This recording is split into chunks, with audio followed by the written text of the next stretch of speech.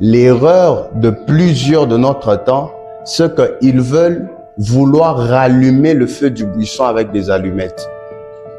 Alors que le buisson ne s'allume pas avec les allumettes. C'est Dieu qui se révèle par le feu.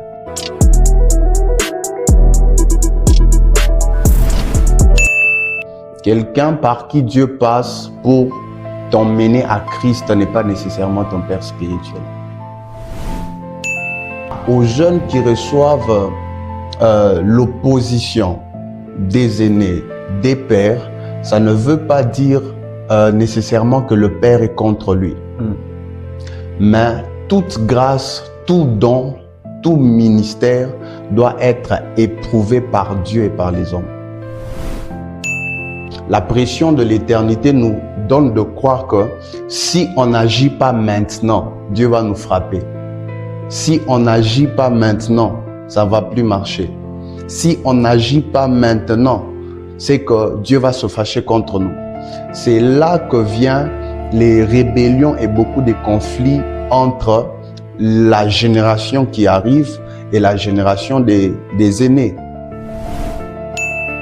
Le rebelle, généralement, il veut prouver qu'il a raison.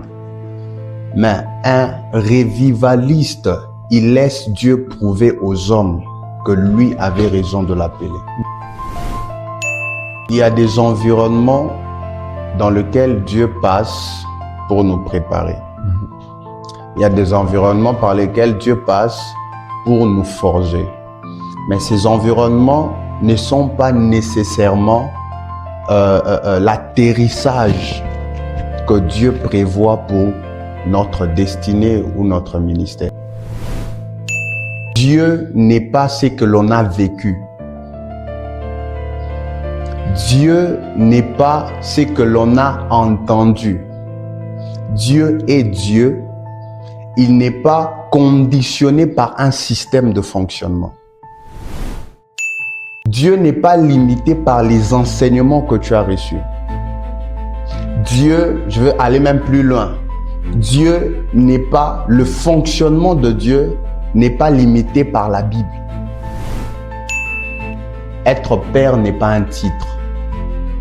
Être père est une responsabilité. Ça, c'est pas clair.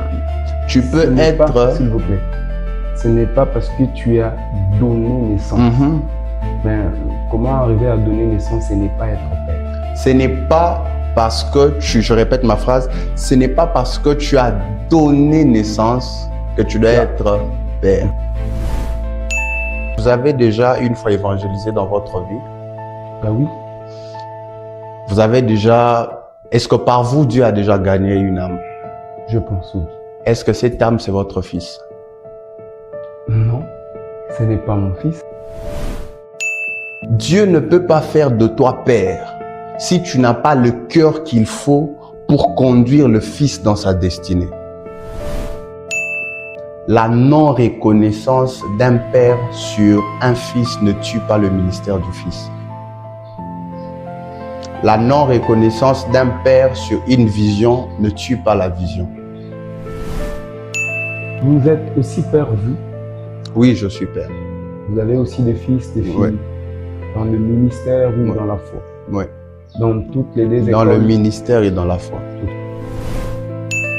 Êtes-vous suffisamment grand pour avoir des fils et les faire grandir aussi?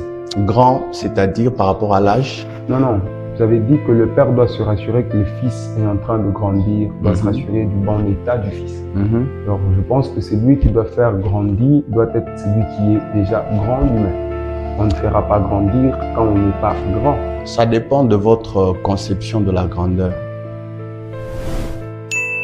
Êtes-vous assez mûr pour faire mûrir les autres? Je dirais que j'ai ce qui est mûr. Vous avez ce qui est mûr. J'ai ce qui est mûr. Mais vous n'êtes pas assez mûr. Ce qui est mûr, c'est Christ et ses dons. Kreplaino, c'est ça? C'est une très grande vision. C'est une très grande vision qui va traverser les frontières. Ma prière pour cette vision, c'est que Dieu vous élargisse, vous stabilise et qu'il passe par vous pour bénir les nations. Que Dieu envoie des partenaires qui vont porter cette vision sur leurs épaules afin que Dieu accomplisse ses desseins par vous.